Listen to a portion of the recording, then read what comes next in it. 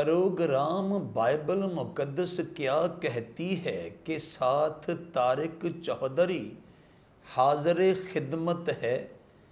اور آپ سب دیکھنے اور سننے والوں کی خدمت میں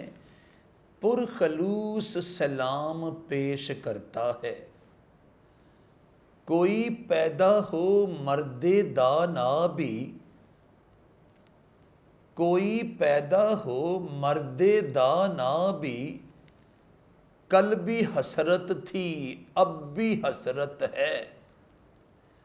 کوئی پیدا ہو مرد دانا بھی، کل بھی حسرت تھی اب بھی حسرت ہے۔ سچ تو یہ ہے کہ میرے کنبے میں کمل رملوں کی خاصی کثرت ہے۔ طرز فکر و عمل ہے بہت سیدھا، طرز فکر و عمل ہے بہت سیدھا، کچھ کرینہ نہ کچھ سلیقہ ہے۔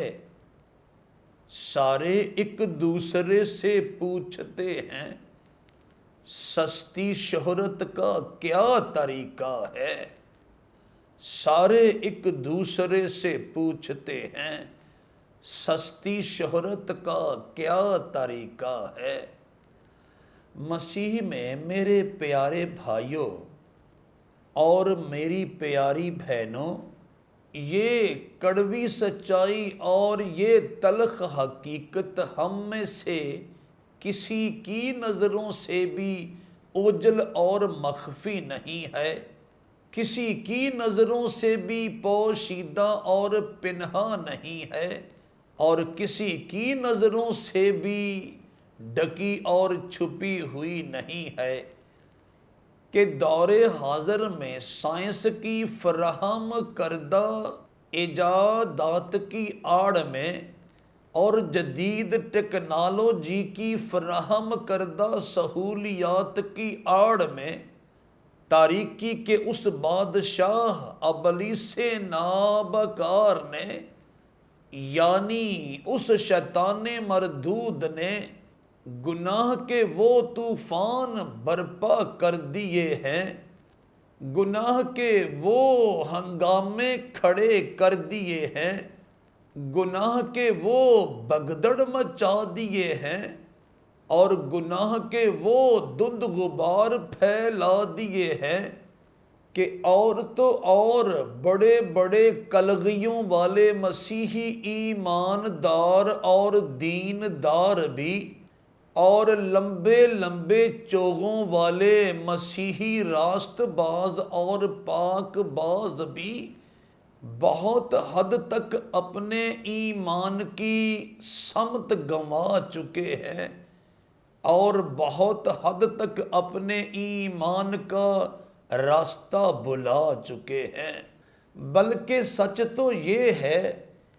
کہ سوشل میڈیا کی اس گمسان کی جنگ میں جو بڑے بڑے نقصانات وقوع پذیر ہوئے ہیں، ان میں سے ہمارے مسیحی روحانی قائدین اور خادمین کے ایمان کا نقصان بھی، اور ہمارے مسیحی روحانی مبشرین اور مبلغین کے ایمان کا نقصان بھی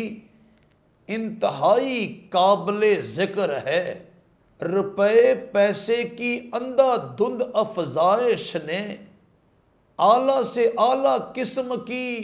زیبائش و آرائش نے، نام نہاد نمود و نمائش نے، اور راتوں رات ملنے والی شہرت و عزت کی آزمائش نے ان میں سے بہتوں کو سوچنے اور سمجھنے کی صلاحیت اور قابلیت سے محروم اور عاری کر دیا ہے، اور جسمانی خواہشات اور دنیاوی ترجیحات کی بھرمار اور بوچھار نے ان میں سے بہتوں کے دل و دماغ کو روحانی بلوغت سے بیزار اور بیگانہ کر دیا ہے۔ جس کا نتیجہ یہ نکلا ہے کہ ایک طرف تو جسمانی خواہشات اور دنیاوی ترجیحات کے نیچے دبے ہوئے مسیحی روحانی قائدین اور خادمین کی آپس کی کھینچا تانیوں اور ریشہ دوانیوں نے ہمارے خطے کے بڑے بڑے مسیحی اداروں کی اور بڑی بڑی مسیحی تنظیموں کی اینٹ سے اینٹ بجا کے رکھ دی ہے، اور دوسری طرف ہزاروں ہزار نام نہاد مبشرین اور مبلغین اس نسخے اور کلیے کے تحت اور اس مفروضے اور فارمولے کے تحت زندگی گزارنے پر مجبور ہو چکے ہیں کہ خرچہ ہوا انگریز کا اور چرچا ہوا پرویز کا، وہ بیچارے من مرضی اور خود غرضی کے بوت کے آگے اور وہ بیچارے طائش پرستی اور موج مستی کی دیوی کے آگے اپنے ایمان کی بھینٹ چڑھا چکے ہیں، اور اگر ان کے ایمان و عمل کا بغور جائزہ لیا جائے تو معلوم ہوتا ہے کہ وہ پختہ فیصلہ کر چکے ہیں کہ خداوند یسوع مسیح کی آخری عدالت میں، خداوند یسوع مسیح کی آخری کچہری میں،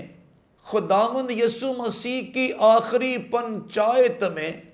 اور خداوند یسوع مسیح کے آخری کورٹ میں ان کو ابدیت کا تاج ملے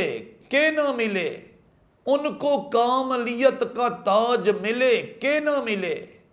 ان کو جاودانی کا تاج ملے کہ نہ ملے،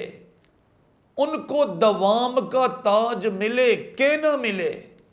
ان کو ہمیشگی کا تاج ملے کہ نہ ملے، ان کو پرفیکشن کا تاج ملے کہ نہ ملے، اور ان کو ایٹرنیٹی کا تاج ملے کہ نہ ملے، ان کو کسی گورے یا کسی کالے کا ٹیلی فون نمبر یا ای میل نمبر ضرور ملنا چاہیے، ان کو کسی بڑے سے بڑے ملک کا ویزا ضرور ملنا چاہیے، ان کو دنیاوی وسائل اور ذرائع کے انبار ضرور ملنے چاہیے، ان کو دنیاوی اموال و اسباب کے انبار ضرور ملنے چاہیے، ان کو دنیاوی دولت و ثروت کے انبار ضرور ملنے چاہیے، ان کو دنیاوی ٹھاٹھ باٹھ کے انبار ضرور ملنے چاہیے، ان کو دنیاوی چمک اور دمک کے انبار ضرور ملنے چاہیے، ان کو دنیاوی شہرت و عزت کے انبار ضرور ملنے چاہیے، ان کو دنیاوی نام و ناموس کے انبار ضرور ملنے چاہیے، ان کو دنیاوی روپے پیسے کے انبار ضرور ملنے چاہیے،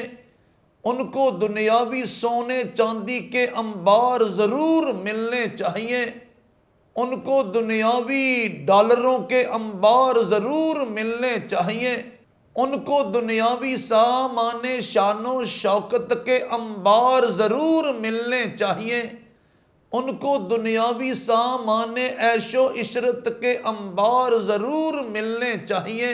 ان کو دنیاوی تعلقات اور مفادات کے انبار ضرور ملنے چاہیے، ان کو دنیاوی سہولیات اور مراعات کے انبار ضرور ملنے چاہیے، ان کو دنیاوی محلات اور مکانات کے انبار ضرور ملنے چاہیے، ان کو دنیاوی ملبوسات اور زیورات کے انبار ضرور ملنے چاہیے، ان کو دنیاوی روب و دبدبے کے انبار ضرور ملنے چاہیے، ان کو دنیاوی وقار و اختیار کے انبار ضرور ملنے چاہیے، اور ان کو تمام کی تمام دنیاوی اشیاء خورد و نوش کے انبار ضرور ملنے چاہیے۔ مسیح میں میرے پیارے بھائیوں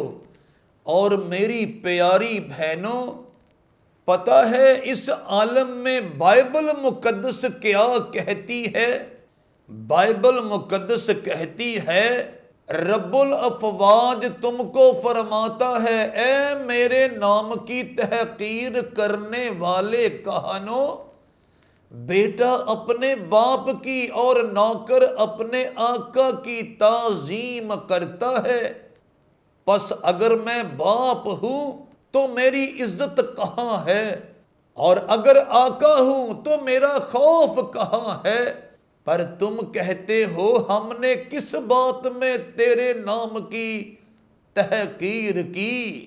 ملاکی نبی کی پاکیزہ اور مقدس کتاب کا پہلا باب اور اس کی 6 آیت مقدسہ صفحہ نمبر 891 پر سے میں نے آپ کے سامنے تلاوت کرنے کا استحقاق اور اعزاز پایا ہے۔ مسیح میں میرے پیارے بھائیوں اور میری پیاری بہنوں، اس میں کوئی شک نہیں، اس میں کوئی شبہ نہیں کہ ہمارا آسمانی باپ اپنے طالبوں اور اپنے صادقوں کو بڑی بڑی برکات سے نوازتا ہے، بڑے بڑے انعامات سے نوازتا ہے، اور بڑے بڑے تحائف کی بہتات سے نوازتا ہے، اور اپنے طالبوں اور اپنے صادقوں کو کسی چیز کی کمی نہیں آنے دیتا، کسی چیز کی قلت نہیں آنے دیتا، کسی قسم کے فقدان کا شکار نہیں ہونے دیتا، اور کسی قسم کے بحران کا شکار نہیں ہونے دیتا۔ لیکن اگر اس کے راست باز اور پاک باز لوگ، اگر اس کے دین دار اور ایمان دار لوگ، اگر اس کے نیکوکار اور راستکار لوگ، اور اگر اس کے برگزیدہ اور چنیدہ لوگ راست بازی اور پاک بازی کی راہ کو ترک کر کے اور نیکوکاری اور راستکاری کی راہ کو ترک کر کے اس دنیا کی اشیاء کی تلاش میں چل نکلیں اور اس قدوس و برحق اور بزرگ و برتر کے احکام و قوانین کو پسے پشت پھینک دیں، تو سن لیجئے، وہ قدوس و برحق اور بزرگ و برتر اپنے لوگوں کی اس حرکت کو اپنی توہین اور تذلیل کے معنوں میں لیتا ہے، اپنی تضحیک اور ہتک کے معنوں میں لیتا ہے، اور اپنی تحقیر اور تکفیر کے معنوں میں لیتا ہے۔ جب ہی تو وہ قدوس و برحق اور بزرگ و برتر مادی اور دنیاوی وسائل اور ذرائع کے متلاشی کہنوں سے مخاطب ہو کر فرماتا ہے، رب الافواج تم کو فرماتا ہے، اے میرے نام کی تحقیر کرنے والے کہنوں، بیٹا اپنے باپ کی اور نوکر اپنے آقا کی تعظیم کرتا ہے، پس اگر میں باپ ہوں تو میری عزت کہاں ہے، اور اگر آقا ہوں تو میرا خوف کہاں ہے؟ پر تم کہتے ہو ہم نے کس بات میں تیرے نام کی تحقیر کی؟ جیسا کہ میں عرض کر چکا ہوں، ملاکی نبی کی پاکیزہ اور مقدس کتاب کا پہلا باب اور اس کی 6 آیت مقدسہ صفحہ نمبر 891 پر سے میں نے آپ کے سامنے تلاوت کرنے کا استحقاق اور اعزاز پایا ہے۔ مسیح میں میرے پیارے بھائیوں اور میری پیاری بہنوں، دور حاضر کے مسیحی روحانی قائدین اور خادمین بھی، دور حاضر کے مسیحی روحانی مبشرین اور مبلغین بھی بظاہر تو بڑی بڑی عبادات کا انعقاد کرتے ہیں، بظاہر تو بڑے بڑے روحانی اجتماعات کا انعقاد کرتے ہیں، بظاہر تو بڑی بڑی روحانی محافل کا انعقاد کرتے ہیں،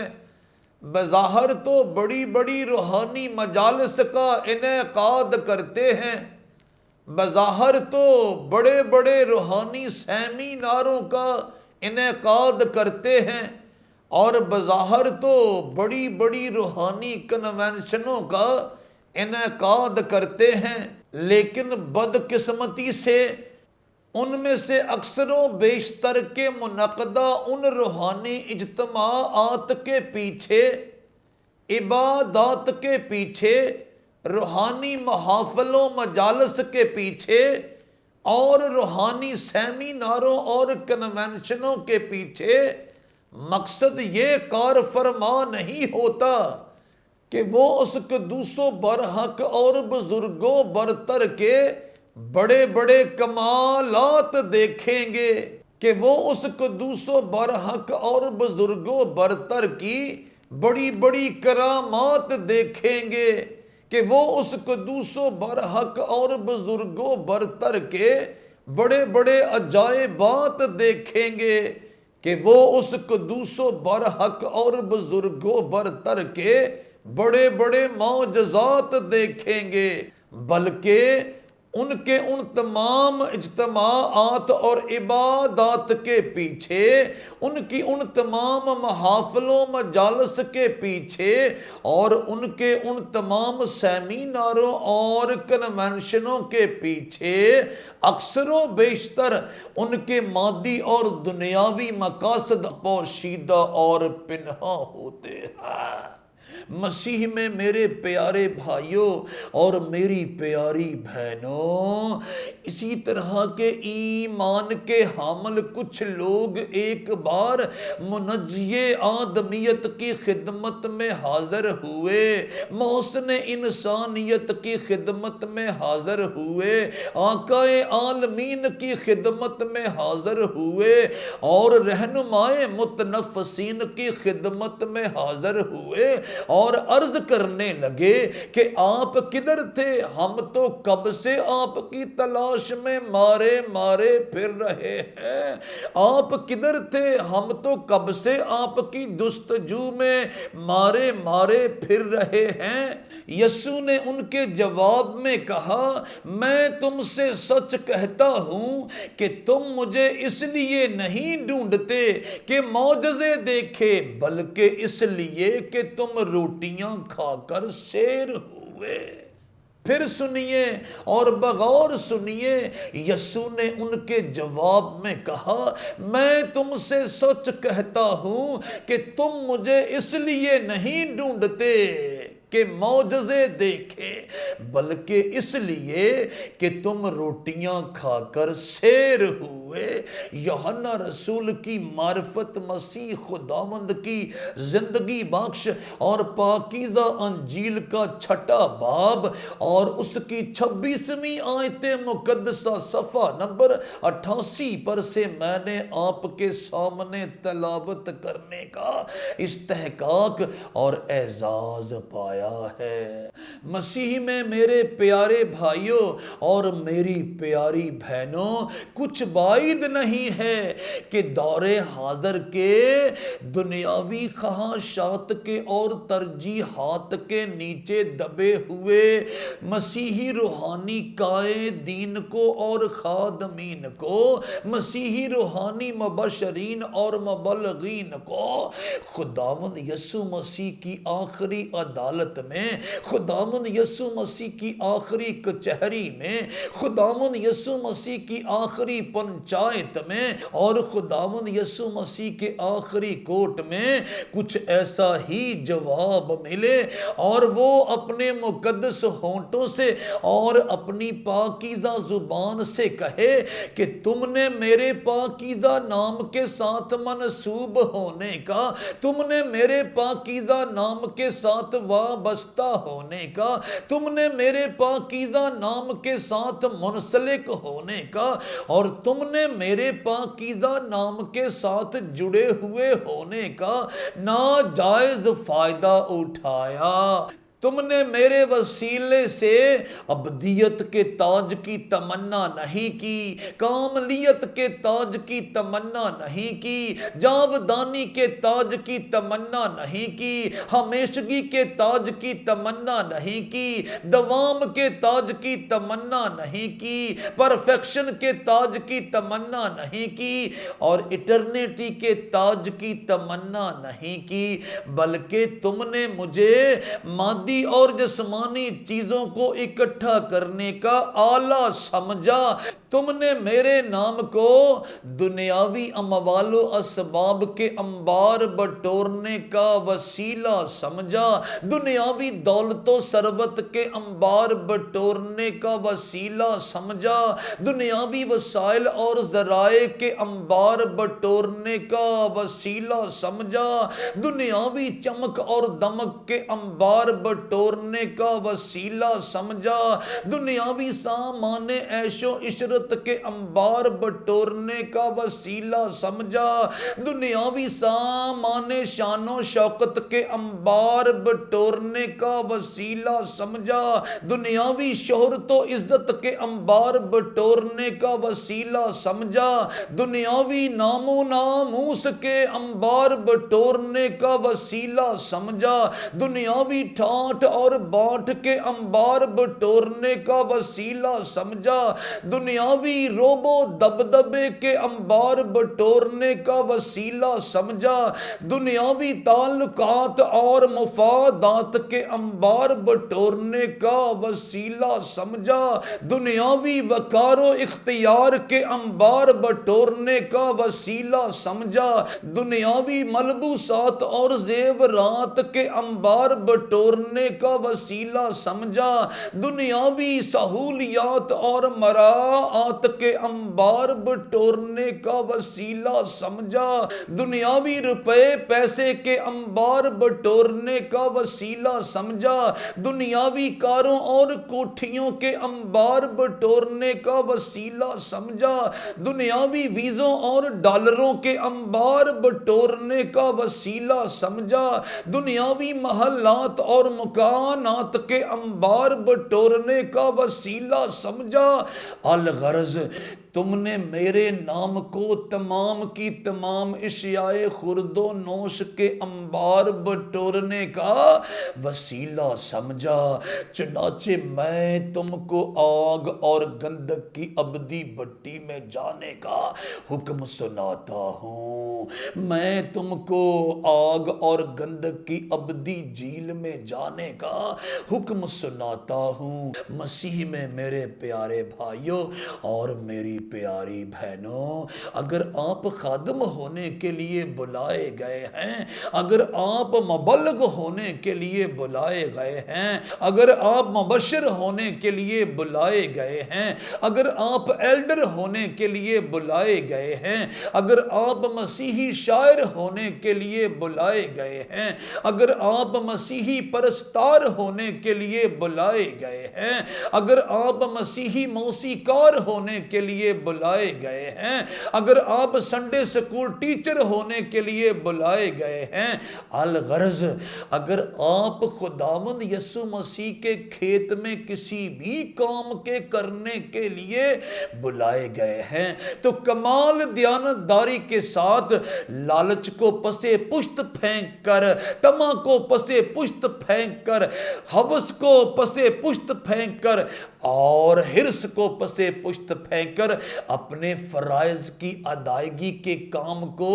آسان طریقے سے اور خوبصورت طریقے سے سر انجام دیجئے، تاکہ آپ خدائے قدوس و برحق اور بزرگ و برتر کے اس نئے پاکیزہ عظیم اور ابدی نظام کائنات میں یعنی برہ کے اس شہر مقدس نئے یروشلم میں داخل ہونے کے لائق بن سکیں، اور اس اٹل سچائی کو اور ٹھوس حقیقت کو ہمیشہ اپنے سامنے رکھیں کہ اگر ہم صرف اسی زندگی میں مسیح میں امید رکھتے ہیں تو سب آدمیوں سے زیادہ بد نصیب ہے۔ کرنتھس کی کلیسیا کے نام لکھے ہوئے پالوس رسول کے مقدس اور پاکیزہ خطوط میں سے پہلا خط یعنی پہلا کرنتھیوں اور اس کا 15واں باب اور اس کی 19ویں آیت مقدسہ صفحہ نمبر 166 پر سے میں نے آپ کے سامنے تلاوت کرنے کا استحقاق اور اعزاز پایا ہے۔ خداوند آپ سب کو اس کلام کے وسیلے سے برکت دے، آمین۔